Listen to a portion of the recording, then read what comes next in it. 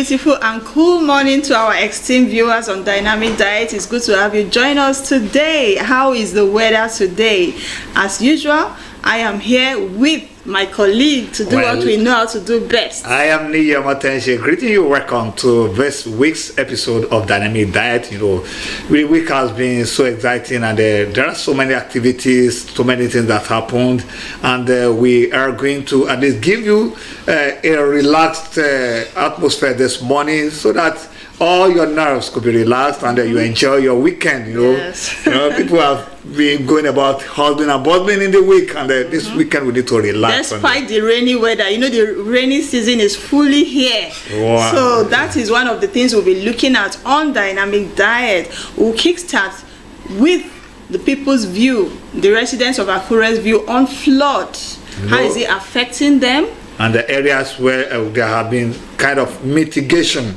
What do they feel about those mitigations? Are they lasting one? Do they really, could they really suppress the effect of the flood and other things, and also even predictions of NIMET and all those things? Yes. We're going to look at how we're going to prepare for all this. Yes, to balance it up. We are here, our objectivity is very, very key. So we have a guest on the Weekly Mirror segment, and we'll be talking about flood also.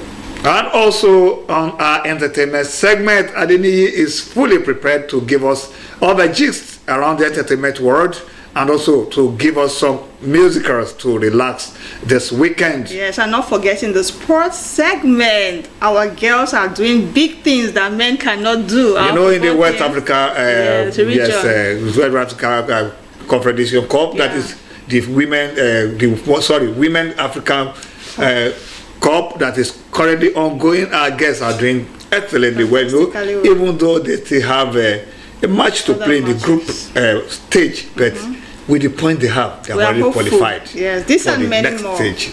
So all this and many more will be bringing your way. All right, so let's start with people's view on the streets. You get to see what is happening in Akure environment on flood. How are people coping, and what is government doing about it? What we suffered sometime at the beginning of this month was hectic. So what will happen before the end of this year, especially when we have fuller rains? Because if it rained and then the whole of this place was filled up in April, our fear was what would be our fate in June, July, August, when we have heavier rains.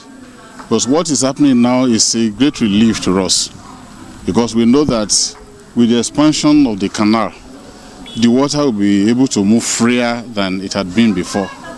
And then the type of flooding we experienced about 3 weeks ago, we know it will not happen if the same volume of rain occurred. So we are happy with what is happening at this moment. During the last rainy season here, because we experienced a very bad situation here, because the waters here overbound the boundaries and all the places were flooding with waters. For the past 3 days, we cannot be able to move from this place. You cannot even enter my office because all the filling stations are flooding with waters. I have to commend Mr. Governor Ayedatiwa for his effort to make sure that they came down here to come and overhauling the riverine area here. So I have to commend Mr. Governor for that. And I want to advise. I think they are looking to advise, because they have to do these things in yearly basis. About 3 years ago, they came here and tried to clear all the road. Nothing of such happened. But all the Ministry of Environment, they have to make sure to put it in mind, to make sure nearly every year. We have a very vital experience. It's not accommodating at all. It's not good. Because I'm a new tenant in this place. Those agents do not tell me that water is disturbing them in this area. They just collect money from me, and later I realize that more water is disturbing them in this area. So like, how bad is the disturbance of the water? Very bad, unbearable. If you notice this building now, you can see the level of the water. So it's not accommodating at all. It's not good. It's very bad. As we can see now that they started the clearing, but we can never say. We never can say how it's going to be until they finish what they are doing. For a very long time, we'll be experiencing a very terrible moment here. As a result of this flood, it has been hours of lamentation, and most times people outside when it rains, there will be no privilege of coming in again. That's caused a lot of separation from family, where husband will be at home, wife at the market, and not be able to return. And once it rains, the flood will get over. And in particular, I'm a fish farmer. I have a very big fish farm here, and this flood has been a terrible one to us. In fact, we've lost millions of naira as a result of this flooding. But thank God for today that the governor responded to our cry, and we want to sincerely appreciate the governor for his support. NIMET had reported that there will be flooding in the state. What we are doing is a preventive, that we cure this thing, that it will not come again. Over years, we have been having this repeated in Akure local government. But for what we are doing now, that the gob will be wide, the depth will go so deeper that it will absorb the flow of the water, which will make it very much convenient for water to flow without having an overflow, and for the convenience of our people. We've been to Ayedun, we've been to Enyala, Adanjuma, Atondo Road. What we are doing is we are making sure that our waterway must be cleared. It must be free for water to flow, because anything that hinders the flow of water will cause flooding.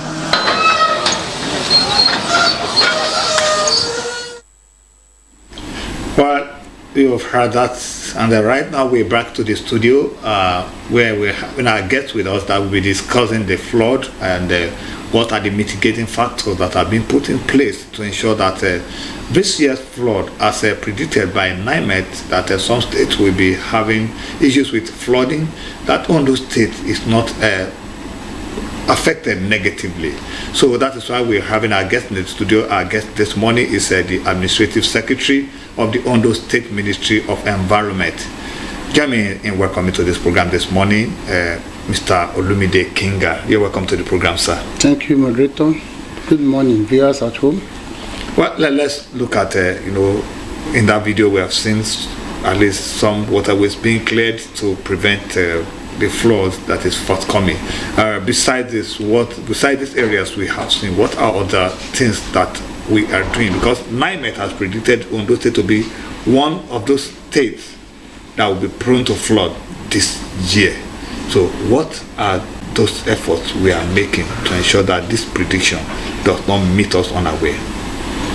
Thank you, moderator. The much that we're doing about flood control in Ondo State is this short-term approach of dredging of our flood-prone rivers and streams across the state.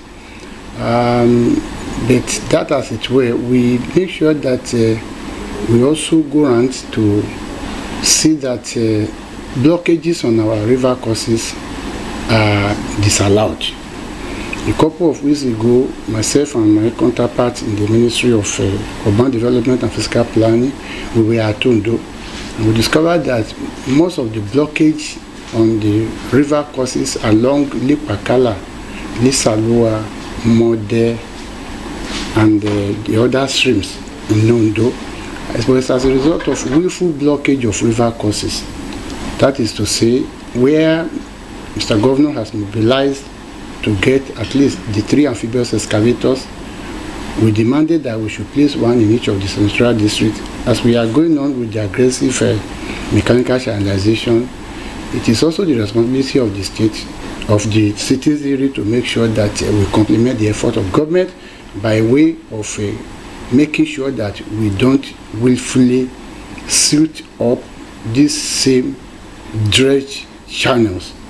Ordinarily, when we dredge the channel for this season, in the next 2 rainy seasons, we should be able to sleep in our environment and with our 2 eyes closed. But with the problem of siltation, willful blockage of this same channel by our refugees, we are not helping ourselves. So the advocacy is everywhere. What I'm doing now is an enlightenment campaign. We want to disabuse the mind of our citizens from indiscriminate waste disposal habit. That is the reason most of our river channels are seeded up year in year out as we dredge them year in, year out. Okay, so is there any penalty for those who break the rules? You know the way our people are, they keep doing despite your advocacy. So is there any penalty? Yes, for anybody who willfully blocks our river courses and cause untold hardship to other neighbors in the community, we have the mandate to make sure we mark those type of buildings or developments for demolition. Because when we got to Ondo, we found out that even those houses that were blocking the river courses along Lisalua, they are houses that have been engulfed and destroyed by flood. Even the builders of those, the inhabitants of those buildings are no more there. They have been displaced. So what is the essence of allowing a displaced setting to continue to give our people problems? So the ultimate is for us to mark those places for demolition and follow it up, so that other members of the public can sleep with their two eyes closed. So we have sanctions. We can, if they refuse demolition, we can take them to court. So let me still continue on that issue of development that at least blocks the river course. Some of those buildings, because you're talking about you partnering with the Ministry of Urban Development, and that is where my question is coming from. At construction, what is the synergy to ensure that before a plan is approved, that all those environmental impact assessments are done to ensure that this place is a place that's to be built upon? Our experience on the field shows that majority of the buildings that are built on the right of way of our river courses has no building plan. Some that has building plan does not respect building codes. They go beyond the level of their plan to encroach the river course. And so when we get there and those people are not able to bring out their own building plan, the ultimate is for us to mark it for demolition. It is not all those buildings you see standing that has building plans.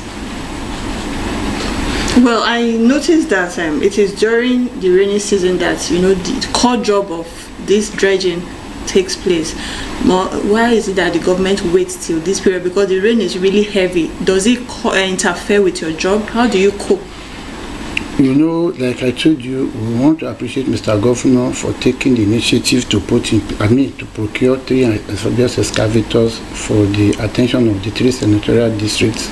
So, as we have a roster as per how we carry out our operations. If you see us working in the hinterland during the rainy season, we have a reason for doing that. In our areas, in my area, for example, in Eseodo and in Laje, for example, these areas are already, they are situated, they are located below the sea level. And so, if anybody says he want to go to Laje to go and do dredging now, it may not be a successful venture because already the water table is high. And our machine will require a level of balancing before he can carry out those operations you see it doing.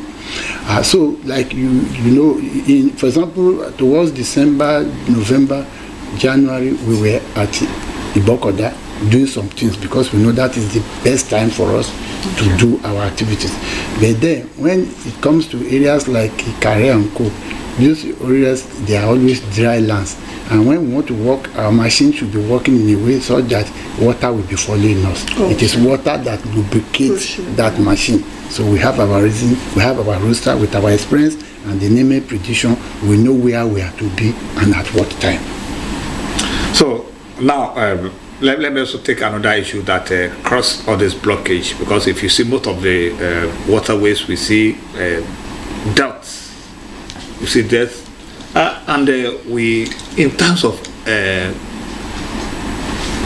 waste management, to ensure that we don't block all those river courses, what is the effort of the ministry in ensuring that every nook and cranny is touched in terms of waste collection?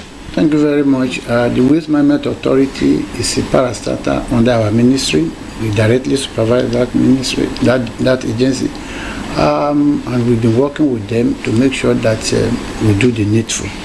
As a matter of fact, the Waste Management Authority has been trying their best, because we know that government may not be able to do the waste collection and disposal of all the cities and communities that we have within Ondo State, and that's why we have encouraged the Waste Management Authority to make sure that we recruit PSP waste collectors, private service provider waste collectors, that were given to specific locations across.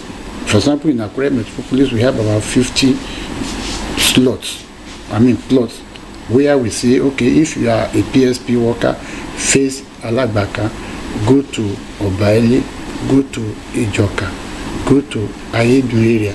So those guys are on ground. For us, as ministry, to sit down and look at how we can monitor them. We cannot monitor an operation of our own. So those people are given the free hand to go, collect the waste, dispose of them, and at a stipend, come back to get some stipends from people, from the community members. And they have been fearing, except that for some time now we discovered that we have some setbacks. Some of these communities where we ask them to go and walk, the roads are very bad. So the issue of accessibility become a serious problem. The other problem we have in our hand is that the cost of maintaining this waste disposal equipment is very exorbitant. And by now, if we say these people should continue to collect 2,000 naira per flat, when petroleum product is 150 naira per liter, and we are still maintaining that cost at this time when petroleum cost is about 900 naira. You know what that one means? To the PSP providers, the argument is that the venture itself is becoming fairly unprofitable. So we are looking at the area where we can bring in government to, augment some of their costs, so that our environment will be the better for it. Okay, so how does your ministry control the transparency of fund, particularly the one disbursed for community affected in Tampa, so that it will be even and well distributed? You mean on waste management? For flood. Okay, flood issues. When the issue of flood, we look at it from different perspectives. We have the short-term intervention, we have the medium-term intervention, we have the long-term intervention. When it comes to the issue of, okay, there's a flood crisis in SLD, what do we do? The first point of call is the area of the State Emergency Management Agency, who will go there for on-the-spot assessment of the situation on ground, assess the level of severity of damage, and make a profile of those people that are affected, with a view to supplying some relief material, maybe bring some toiletries, food packages, and some other things.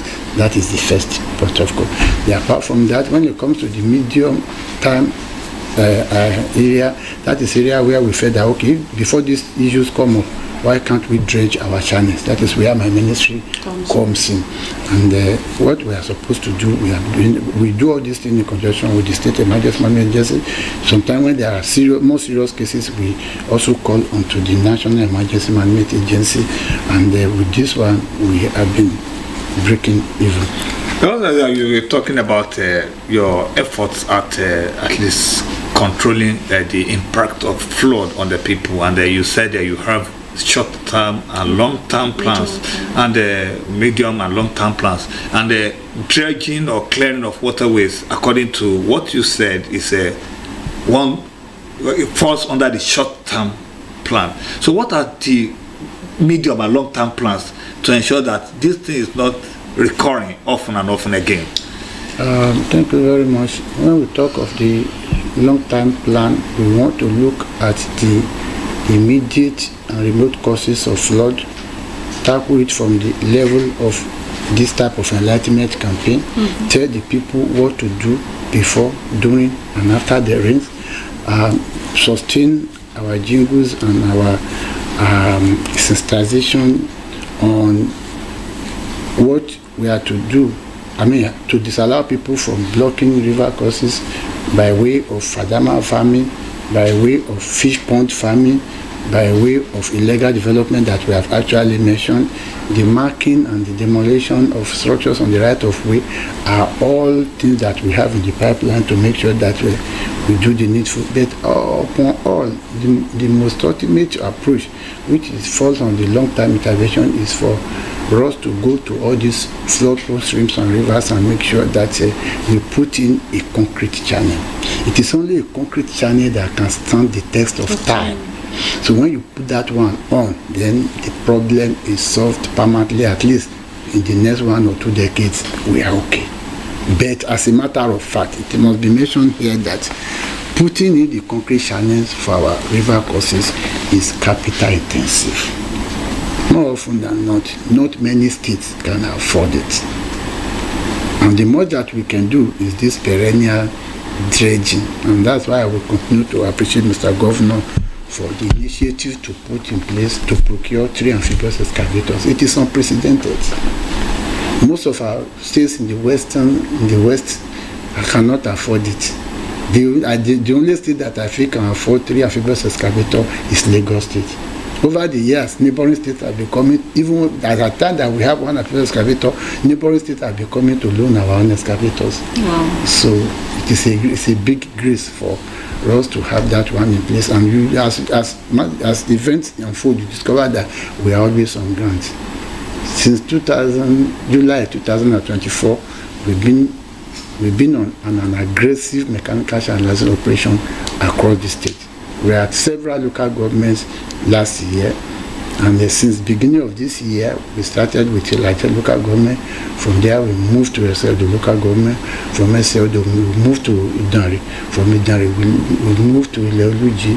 From Ileoluji, we are now at Akure South. The 2 machines, as we speak, are in Akure South.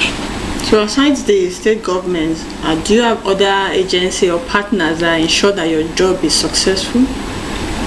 I don't know. The Ondo State experience, we have not been lucky to have NGOs and CBOs that are actually working with us. But we are trying to encourage 1 or 2 people to make sure they can work with us. Apart from, we have some international donors that are doing some work at the level of the SLD and local government, where they are doing some mangrove afforestation program to make sure that at least those are some of the things that we can do to checkmate climate change problem and this aggravated flooding of it. Apart from that, not really much is coming. At the level of the federal government, yes, they release our allocations with the complement of the ecological portion, but then there's this ecological fund project at the level of the presidency that are always released to the state. In the last 10 years or so, we have not been so lucky. Well, if I wanted to talk about that ecological fund before you make mention of it, I know that in the past there used to be ecological fund released to the state, and I'm not sure if it is something that we have a part to play before we could access that fund. The federal government ecological fund is at the mercy of the presidency. Whichever state that the presidency felt is more heated, is more hit by flood challenges, they allocate funds. And sometimes when we are lucky, they consider us. Depends upon how much noise we can make, how much pressure we can mount on the presidency, and that determine. But to be frank and sincere, for the past 10 years, we have not been so lucky in Ondo State. We have not been so lucky. We have not been so lucky that the new government, the present administration, is working around the clock to make sure we break the jinx, because with the event of flooding in Ondo State nowadays, we discovered that we will need the hand of the federal government to complement the effort of the state government. The state government is trying, but we want more hands. It is not a thing the state government can handle its own all by its own. We should all be hands on deck. The state, the local and the federal government should come together to see how we can tackle the menace of flood and erosion headlong. Okay, so you are here to sensitize people, and the rain is fully on ground. Yes. So people's attitude, towards cleanliness and maintaining a clean environment to avoid flood. So what do you have to tell them? Yeah, for the Ondo State populace, I want to always advise us that if the state government is seen to be doing what we are supposed to do, the government has gone to the level of procuring 3 amphibious excavators for simultaneous mechanical channelization operation across the state. We should complement the effort of government by clearing our adjoining drainages. The drainages in front of our property should be cleared as at when due. Our experience is that if house A is having a good drainage and house B refused to put its own in place, and house C is also trying some things, when there is runoff, there will be problem. So we won't expect Mr. Governor, having taken that bold step of getting 3 amphibious excavator for our river courses, to still leave Alagbaka to come and clear our drainages for us at Abiodun community. It's not the best, and it cannot work. So if government is doing its bit, let us do our bit. Apart from that, we found out that much of the problem we have with our dredged river channels is that our drainage channels are always seated up with our refuses. The refuse that we throw into our drainages find their way into the river courses, and this is the same problem that come back to us in form of flood and erosion menace. So if government is doing its bit, ordinarily if we keep our drainages clean, if we are not blocking the right of way of our river channels, however flood prone they may be, by the time we put in a dredging operation this year, in the next 2 rainy seasons, we should be able to sleep with our 2 eyes closed.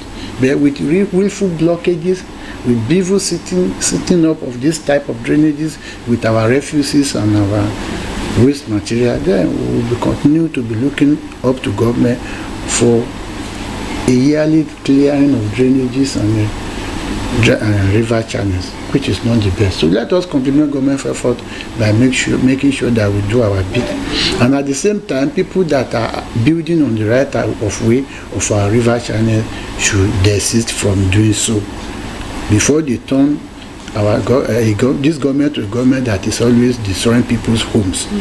We should be seen to be doing what we are supposed to do. There is not ignorance in the law. After all this enlightenment and sensitization program, we'll go out for enforcement. In the course of our monitoring programs, we carry out enforcement. People that refuse to carry out our instructions to respect the extant environmental law shall be brought to book. Now, before we leave, let me ask this one. Besides the general efforts being made to prevent flooding, are there some specific areas or local governments in Ondo State that are prone to this flooding this year, according to prediction? Thank you, moderator. Our experience is that virtually all the towns and cities in Ondo State has 1 or 2 river courses that are flood prone, and they will need government's attention. In Akure, we have 2 rivers, Elegmi River and Ala River. So if we are able to, through these 2 rivers, every resident in Akure can go home go and sleep with their 2 eyes closed. At Ondo, we have Lisalua, Mode, Jilalu. All these streams are flood prone streams. By the time we are through with that one, we'll be okay. When we get to Ore, River Rure, when we go to Tupa, Omiyewa, when we go to Irili, Omipekme, when we go to Owo, River Die, and Okidogbon stream, and so other streams like that. By the time we get to Ikare, we'll be looking at River Dada.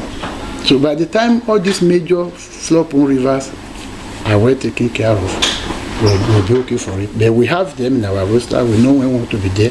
I was also discussing with the chairman of Akoko Southwest, but this time yesterday, and they said will be needing our attention. We are going to give him an attention as soon as possible. Well, thank you very much, Mr. Lumide Kinga, the Administrative Secretary on the State Ministry of Environment, for being our guest this morning. I think that's how much we can take on this program this morning, as the entertainment segment is coming up next.